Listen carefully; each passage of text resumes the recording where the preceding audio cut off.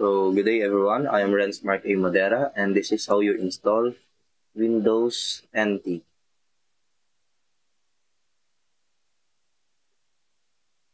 So first, click natin new. Lagay natin sa name is Windows NT.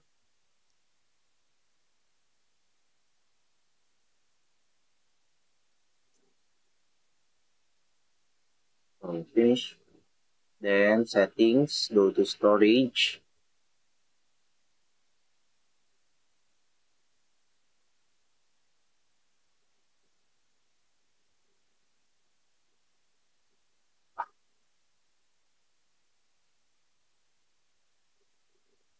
Click the empty, choose a disk file, and click natin yung ISO natin.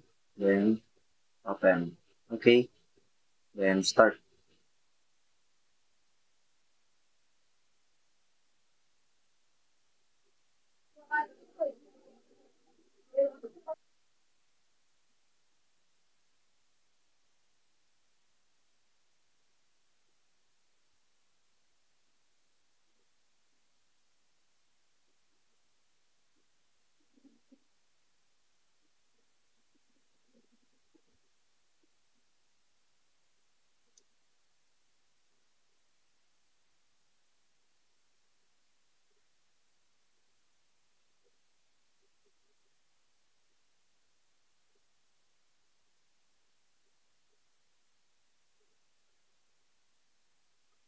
Now, enter. And C. Page down. Gamit tayo ng device, ng input natin, keyboard.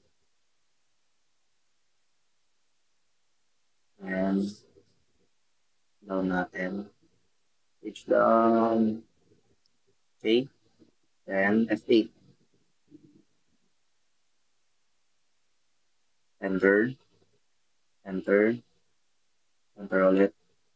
Gamitin natin yung pangalawa. Then, enter ulit.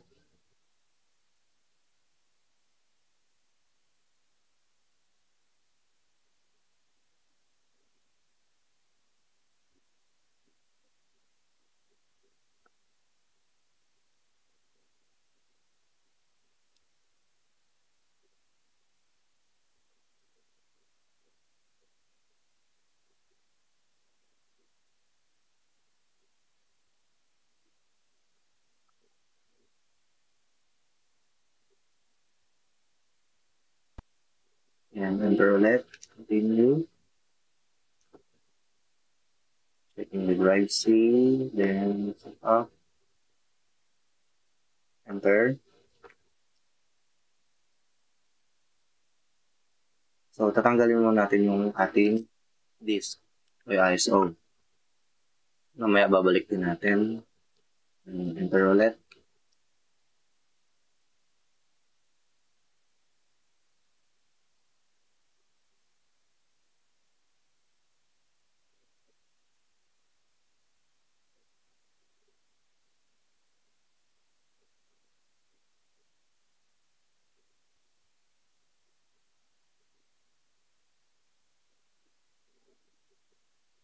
Balikan natin yung floppy disk natin. Right click.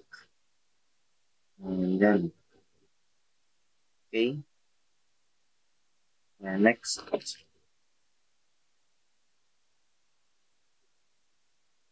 Next.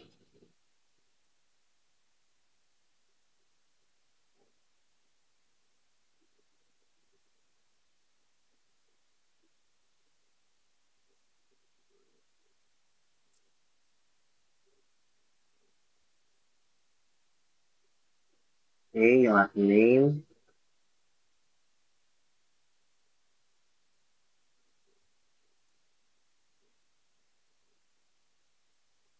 Unknown. Anonymous. And password. No password. And no. Next. Next. Next. Okay, next.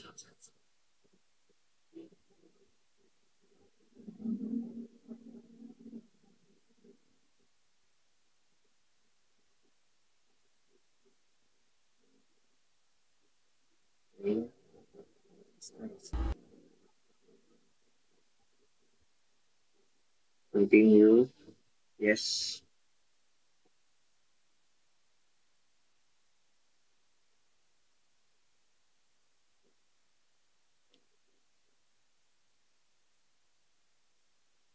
Okay. Palitan natin yun ng MTX.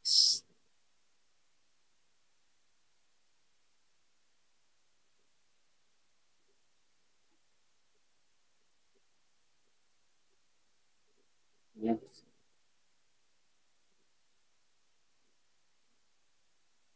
Okay. Palitan natin sa paging.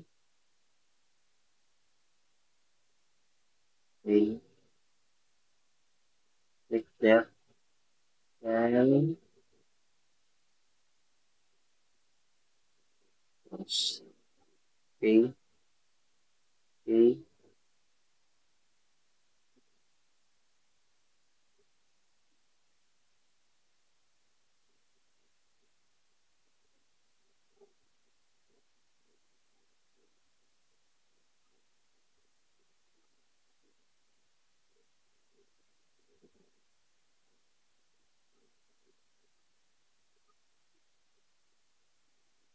So,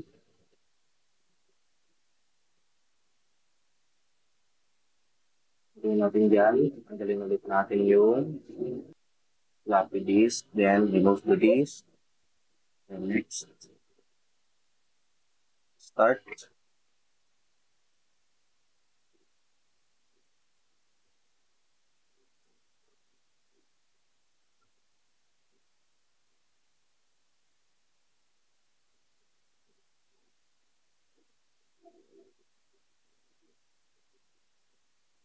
Okay. Turn.